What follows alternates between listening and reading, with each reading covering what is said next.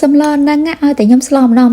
គឺអ្នកផ្ទះរបស់ខ្ញុំចូលចិត្តមែនតើនិយាយទៅគឺខ្ញុំស្លច្រើនជាងបាយបងប្អូនរសជាតិបែបរៀងស្រាលក៏ប៉ុន្តែញ៉ាំទៅគឺមានជាតិហើយចំពោះបន្លែនេះវិញគឺមានតែ4មុខទេតែ4មុខហ្នឹងស្លចេញមកគឺមានជាតិឆ្ងាញ់ណាស់ចាតោះឥឡូវkitaមើលការធ្វើជាមួយខ្ញុំទាំងអស់គ្នា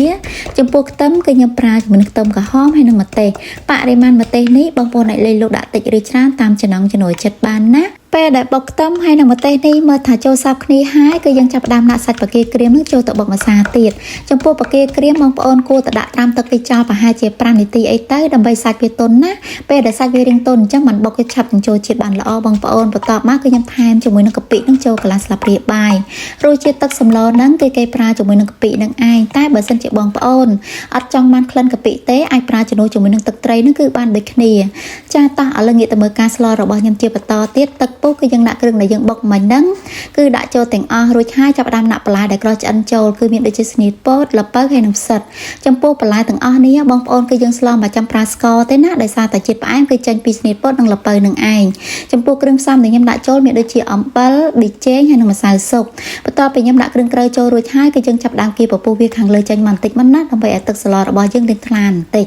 ចំពោះសាច់បកានេះបងប្អូនគឺខ្ញុំអត់តន់ដាក់ចូលភ្លាមទេដោយសារតែសាច់បកាហ្នឹងគឺវាឆាប់នឹងឆ្អិនណាស់អញ្ចឹងហើយខ្ញុំដាក់ព្រមគ្នាជាមួយនឹងស្អំហ្មងបងប្អូននិយាយទៅស្អំពេលដែលខ្ញុំដាក់ចូលខ្ញុំទុកត្រឹមតែ1ពុះអីទេចាប់ផ្ដើមដាក់សាច់បកានឹងចូលហ្មងចំពោះសាច់បកានេះគឺខ្ញុំទុកត្រឹមតែ2ពុះអីគឺខ្ញុំប្រត់ភ្លើងឯណាបងប្អូនដោយសារតែយើងចង់រក្សាសាច់បកានេះឲ្យវានៅជាតិផ្អែមផងហើយជាពិសេសគឺសាច់វាច្រាប់ឆ្ងាញ់ទៀតណាអញ្ចឹងហើយចំពោះការស្លពេលដែលយើងប្រើជាប្រភេទសាច់បកាបងប្អូនគួរតែដាក់វាកុំឲ្យយូរពេកណាត្រឹមតែ1ពុះទៅ2ពុះអីគឺយើងប្រត់ភ្លើងញ៉ាំបានណៃចំពោះរសជាតិទឹកស្លហ្នឹងនិយាយទៅគឺខ្ញុំអត់ស្លបែបរសជាតិដិតទេយកបែបរៀងស្រាលក៏ប៉ុន្តែ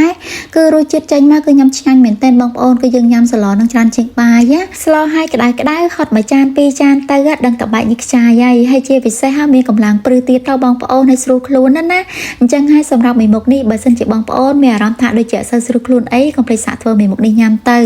គឺទឹកសម្លរបស់យើងបែបរៀងស្រាលអត់មានជាតិខ្លាញ់គឺញ៉ាំទៅល្អសម្រាប់សុខភាពទៀតហើយចំពោះការធ្វើវិញគឺអត់សូវប្រើពេលវេលាយូរម៉ានទេបងប្អូនត្រឹមតែ15នាទីអី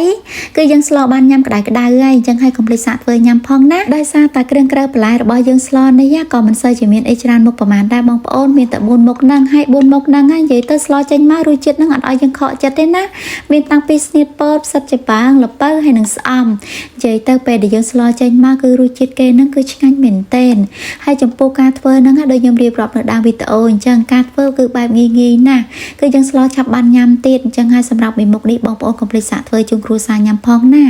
ថ្ងៃស្អែកយើងជួបគ្នាសាជាថ្មីម្ដងទៀតជាមួយនឹងការបង្ហាញមុខម្ហូបថ្មីអរគុណ